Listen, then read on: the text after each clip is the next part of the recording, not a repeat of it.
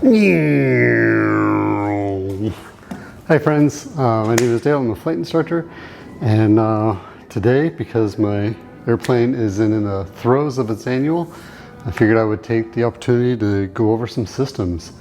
And I'm going to try to not go too deep into particulars because my airplane may be different than yours that you're trying to learn from, but I felt like this could be a handy thing for everyone as they try to explain systems for their check ride or just get to know an aircraft better.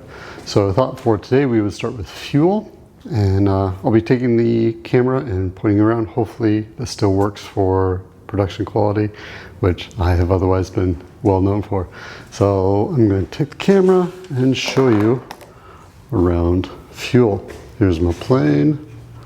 So the Cessnas, and every airplane pretty much, has fuel in the fuel tanks that are typically in the wings. So my aircraft has the fuel tanks here. Come on now. And that's where I put in the fuel. And this aircraft takes 19.5 gallons per wing, and it has one on each side. Now, these caps can be vented to regulate air pressure as the aircraft climbs, but there is also a vent here to regulate pressure as the aircraft climbs. Also, each tank has a strainer right here, and so you strain the fuel to make sure that there isn't rust or water in it before each flight. So you do that. You can hold it against the backdrop of the white and see that it is blue. And we're looking for rust, water, of which there is none.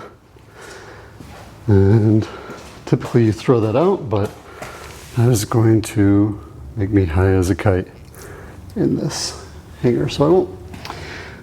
Anyhow, then the life of the fuel is, the reason the strainer is down here is because it's at the lowest point of the tank, and water and rust will go to lower spots.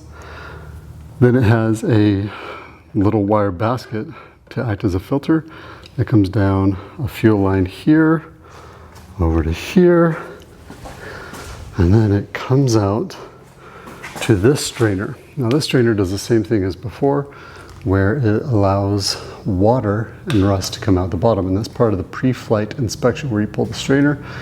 And I usually joke that it's like the aircraft having to go to the bathroom before the flight. But then it can come up here to the electric fuel pump, which can generate pressure. I never actually use this, and it's really only there for pre-flight inspection and for emergencies. But you can see both of these lines come up to a vacuum powered by the engine fuel pump there. And then these same lines come down to the carburetor. Now the carburetor works kind of like a toilet bowl and an old-timey perfume bottle together. So it just sprays, because of vacuum and air rushing over it, a little bit of mist of fuel that then goes into the engines. So after the carburetor, the air and fuel pass through the oil pan that heats it up a little bit and then goes into the intake for the pistons.